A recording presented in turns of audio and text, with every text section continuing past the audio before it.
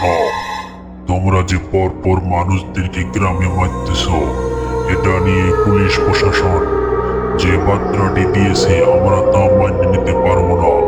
যদি আমরা আত্মসমর্পণ করি তাহলে ওরা আমাদেরকে মেরে ফেলবে। তো কখনো আত্মসমর্পণ করবো না, হয় লড়বো না হলে মরবো। লড়ে মরবো আমাদের একটাই কথা।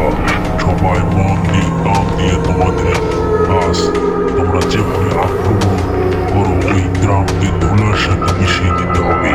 এই লড়াই পূর্ণ লড়াই, এই লড়াই বাঁচা মরার লড়াই। যাও, আমি তোমাদেরকে চূড়ান্তভাবে হুকুম দিয়ে দিলাম।